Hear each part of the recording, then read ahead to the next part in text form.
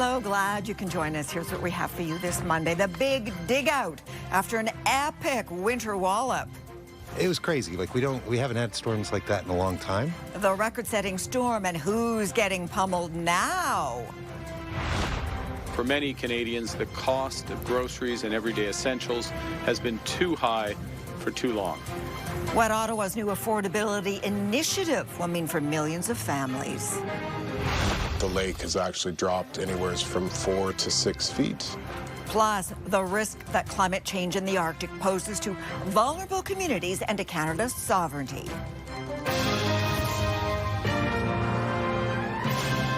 CTV National News with Sandy Ronaldo. Major disruptions today as parts of Ontario dig out after a record snowfall. Schools are closed, flights are delayed, many streets are still impassable. The monster Sunday storm brought up to 60 centimetres of snow burying Toronto. The system is now pummeling southern Quebec and Atlantic Canada. We begin our weather coverage with CTV's John Vinavalley-Rao on the streets of snow-covered Toronto. Hey, John. Sandy, the snow is piling up in parking lots as the big dig out continues, with the city warning residents it's going to take a couple of days. In downtown Toronto, this was the scene many drivers woke up to, warned to stay off the streets. A directive that wasn't hard to follow because just getting to a main road required a lot of shoveling. For Toronto, it's shocking, to be honest. In a city once ridiculed for calling in the army to help clear snow, this was, by any standard, a lot to cope with, smashing records that go back more than 80 years. It was crazy. We haven't had storms like that in a long time. In some parts of downtown Toronto, 56 centimetres fell, with the city by far getting the worst of the snow, fueled by its proximity to Lake Ontario and the wind direction. I don't think I've ever recalled a storm where the heaviest amount of snow was in Toronto when a storm hit the entire province, like from Windsor to Ottawa. A storm that closed schools with kids getting a snow day and residents asked to stay home if they could. In Kitchener, so much snow was piled up on the side of an overpass, it acted like a ramp, which a pair of cars hit and launched over, one of them flipping and landing on the ground below, killing the driver. At Pearson Airport, where they also got walloped by record snow, airlines were in recovery mode after hundreds of flights were canceled on Sunday, and there were plenty more delays today. I understand it's the weather, and safety comes first. A storm that moved into Quebec and onto the Maritimes, where as much as 40 centimetres of snow is expected to fall in Nova Scotia by Tuesday. And in many parts of the Maritimes, schools were also closed. At Halifax's airport, dozens of flights were canceled. As for Toronto, this is now the snowiest January on record, with triple the average amount, and there's still 5 days left in the month. Oh, no, Sandy. say it isn't so. Okay, thank you, John. Now, the megacity, Toronto, yesterday, as John said, experienced the single greatest amount of snow since record-taking began in the 1930s.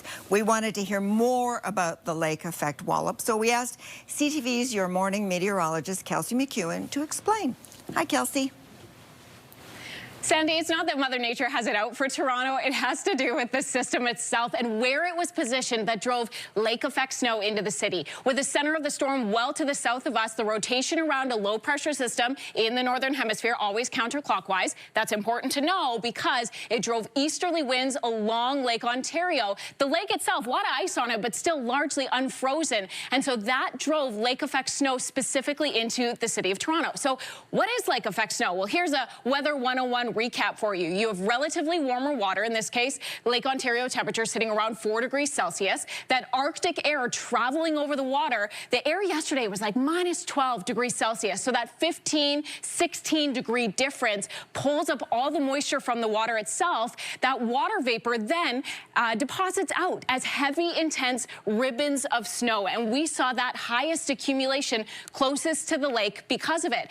Now, largely, the totals vary across the region, but but this will go down in history as the snowiest January on record for the city of Toronto. The month so far picking up 88.2 centimetres of snow. A January we'll remember for a very long time. Sandy? For sure. Okay, Kelsey, thank you. A massive winter storm is also hammering the U.S. from Texas to Massachusetts with snow and ice and frigid temperatures. 7 people were killed when a small business jet, a Bombardier Challenger 600, crashed in Maine last night. The Federal Aviation Authority is not blaming bad weather for the accident yet. It happened during takeoff at Bangor International Airport. Thousands of flights across the U.S. have been canceled because of the severe winter weather. We won't have power for a while. And power outages today across the U.S. affecting hundreds of thousands. Some 30 centimeters of snow fell from Arkansas to New England. In Minnesota, it was bitterly cold, minus 40 degrees Celsius. And Mississippi deployed 750,000 liters of ice-melting chemicals to de-ice slippery roads. It broke records. 13 weather-related deaths were reported from the U.S., from sledding accidents to a pedestrian being hit by a snowplow. All right, members of Canada's Parliament have returned to work after a 6-week holiday break, and today Ottawa was tackling food insecurity with an announcement from the Prime Minister to counter the high cost of groceries, a GST rebate for some 12 million Canadians. CTV senior political correspondent Mike Couture breaks down the boost and who benefits. Mike. Well, Sandy, after a week where the Prime Minister made headlines for a speech in Davos, Mark Carney was back in Ottawa looking to make some headway on domestic issues. So we're acting today. Choosing to be in a produce store instead of Parliament, Prime Minister Mark Carney announced new measures to tackle the affordability crisis. The Liberal government is renaming the GST credit the Canada Groceries and Essentials Benefit and raising it by 25% for 5 years. With an additional one-time payment this year, the average family of 4 will get nearly $2,000 in 2026 and $1,400 each of the following years. The measure is expected to help 12 million low-income Canadians. On average, these payments make up for the higher level of food prices since the pandemic. Carney also laid out a new national food security strategy to strengthen domestic food production and improve access to nutritious food. The GST measures aren't new, according to the Conservatives. Today's announcement is a recycled Trudeau-era policy. It will not permanently provide relief. It is a temporary measure. The focus on pocketbook issues is a clear response to the #1 concern of Canadians, according to this pollster. That's going to be the battleground for the next federal election, and it's going to be the key way that Canadians judge both Mark Carney and Pierre Poilievre. With a campaign-style announcement today, it had some wondering if Canadians could be headed to the polls this spring. Of course we're not. We're not. We're focused on results for Canadians. That includes the GST boost announced today. The minority government will need opposition support to pass the bill before the benefit can get into the hands of Canadians. Sandy? All right, thank you, Mike. In Ottawa, MPs are returning to the Hill with threats of more tariffs from the U.S. president, who is outraged over the Canada-China trade deal. It's all happening as the Prime Minister traveled from Ottawa to Toronto to meet with Ontario's Doug Ford. CTV's Abigail Beeman tells us more, including what went down when the two leaders got together. Abigail.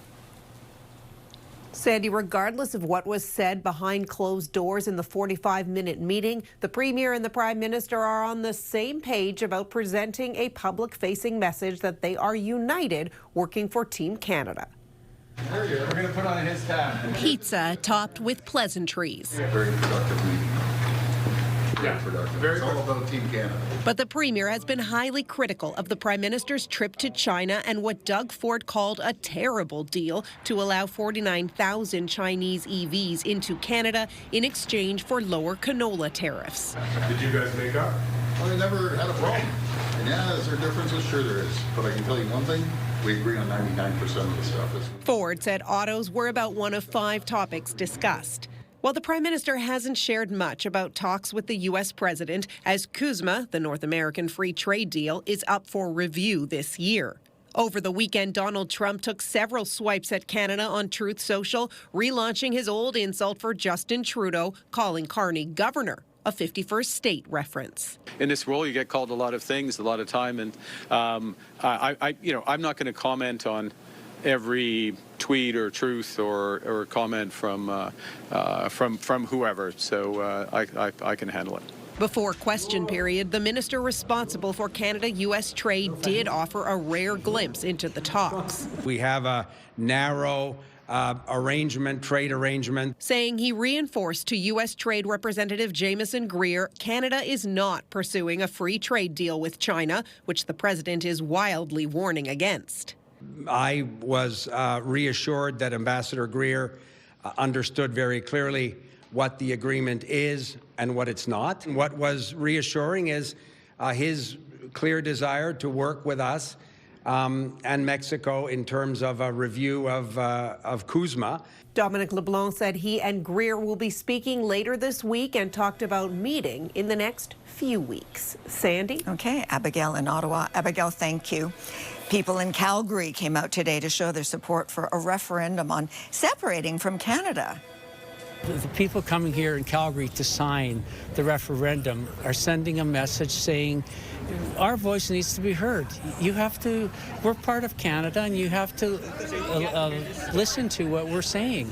Hundreds lined up to sign the petition from Stay Free Alberta, which must now collect more than 177,000 signatures by May the 2nd for the process to go any further. Overnight unrest in Minnesota, with thousands protesting the weekend killing of an ER nurse by federal agents. Donald Trump is sending his border czar there as the push grows to halt the aggressive immigration crackdown. CTV's Adrian Gobriel now on the outrage and the videos that capture the victims' interaction with ICE, and they are difficult to watch. As smoke bombs highlight an explosive, deadly weekend in Minneapolis, the White House held its first press briefing today following the killing of Alex Preddy on Saturday. Nobody in the White House, including President Trump, wants to see people getting hurt or killed in America's streets. As the White House announces that a full review of the incident is now taking place, Border Czar Tom Homan is arriving in Minneapolis today to take over ICE operations. To continue having these productive conversations with state and local officials. On Saturday, 37-year-old Preddy, an ICU nurse, was shot and killed by U.S. federal agents. Video shows one of the officers removing a gun that Preddy was believed to be concealing during an anti-ICE protest. Then at least 10 shots can be heard. The Department of Homeland Security has said the agents fired in self-defense. This looks like a situation where an individual arrived at this scene to inflict maximum damage. His family say that Preddy had a license to carry and conceal. At no time is he seen holding his gun, the only item in his hand, a cell phone. There are investigations into what took place on Saturday. On his Truth Social page, President Donald Trump today shared that Minnesota Governor Tim Walz has reached out and requested they work together. The two seemed to be on a similar wavelength. Spokesperson Caroline Levitt blaming Walz and other Democrats in the state of Minnesota today for the killing of 2 civilians by federal agents. Elected Democrats were spreading lies about federal law enforcement officers. According to the White House, President Trump is open to reducing the number of federal agents on the streets of Minnesota, but only if a list of demands are met, including that all illegal aliens in state prisons are handed over to federal officials. Adrian Gobriel, CTV News, Toronto.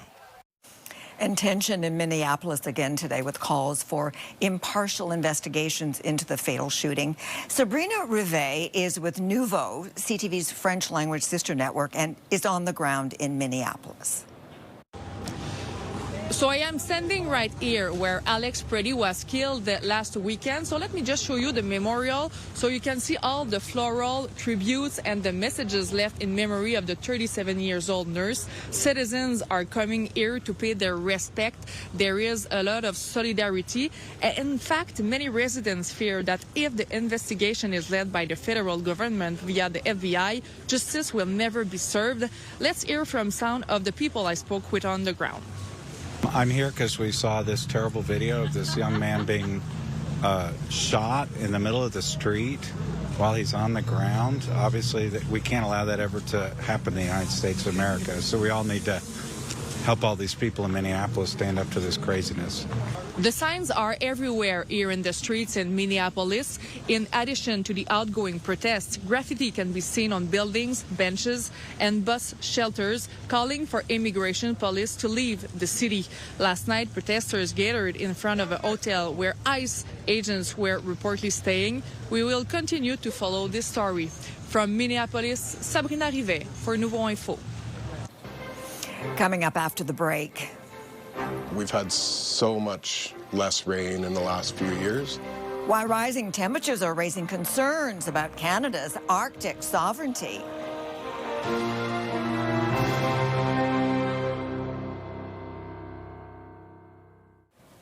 A group of beluga whales belonging to a closed Canadian theme park may be headed south. The federal government has given conditional approval to Marineland to export 30 belugas after the aquarium said it required an urgent rescue solution to keep them alive. The park has reportedly been in discussions with several locations in the U.S. and says it is grateful that Ottawa prioritized the lives of the marine mammals. Now, the Arctic and Canada's role in the region has been in the headlines because of tension over Greenland. But climate change is also rapidly transforming Canada's far north, and it's impacting Ottawa's approach to enforcing sovereignty. CTV's Heather Wright joins us from the middle of Great Slave Lake in Northwest Territories. Heather. Well, Sandy, we are standing on an ice road that crosses Great Slave Lake, and while it is minus 40 here right now, temperatures in the Arctic are warming 3 times faster than in other parts of the planet, presenting challenges and opportunities here in the north. The barrels are underneath, you can't see them. This is home for Darren Batillier. Come on, let's go. He lives in one of about 30 houses on Great Slave Lake in Yellowknife, which float in the summer and sit on the ice during the winter. And over the last several years, he's seen firsthand the impacts of climate change in the north. It's been huge. I mean, we're a dry, arid area anyways, but we've had so much less rain in the last few years. The lake has actually dropped anywhere from 4 to 6 feet. The Arctic is warming faster than any other part of the planet, causing dramatic sea ice loss, thawing permafrost, and more extreme weather. According to Canada's Arctic foreign policy, climate change is considered the most pressing threat to Canada's security in the Arctic and the people who live here. The biggest thing is the disappearance of the ice, which will generate increased harvesting of natural resources in the north, as well as maritime traffic. Pierre LeBlanc is the former commander of Canadian Forces Northern Area. He says climate change will further intensify geopolitical competition by opening up shipping routes and creating more access to resource development, underlining the need for more surveillance. Projects are being developed as we speak to increase our ability to not only monitor the Canadian Arctic, but also to deal with issues should they happen. And as the climate warms, we're seeing very, very dramatic changes to the landscape. Experts say security surveillance also needs to include environmental monitoring. If we have a strong knowledge base, we're in a position of strength. And that creates resilience and strength and security within our infrastructure corridors and for our northern communities. While the warming Arctic presents economic opportunities, it will also impact the delicate ecosystem and the people who live here, with advocates calling for stricter environmental protections. Sandy. Heather in Great Slave Lake. Thank you, Heather. Still ahead, uncharted waters. How this American warship could escalate already soaring tensions in the Middle East.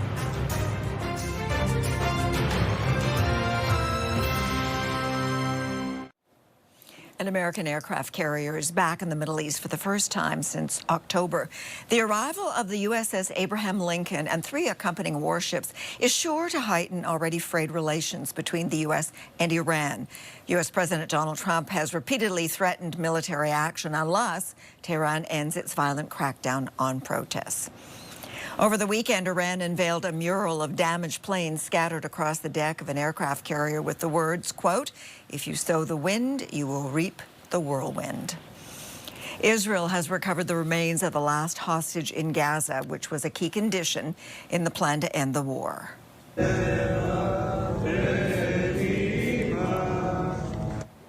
Dozens of Israeli soldiers sang at the site in Gaza where the body of the hostage was found.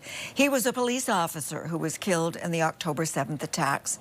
His father met the coffin after it crossed into southern Israel, with members of the police unit escorting the remains to the officer's hometown. Israel has said it would reopen the Rafah crossing between Egypt and Gaza after all of the hostages, living and dead, had been returned. And a ferry boat disaster in the Philippines has left at least 18 people dead.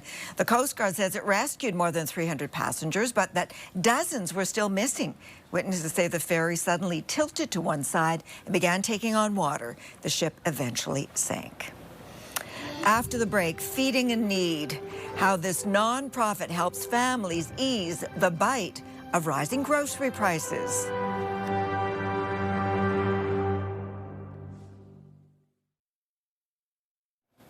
As we told you earlier, the Prime Minister today announced a GST rebate to help with the high cost of food.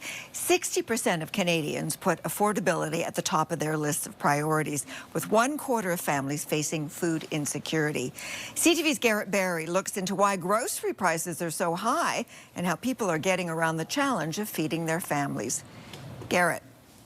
Sandy, staff at the Bridges to Hope Food Bank here in downtown St. John's told us today that these types of federal tax rebates and refunds make a big difference to the number of people walking through that front door.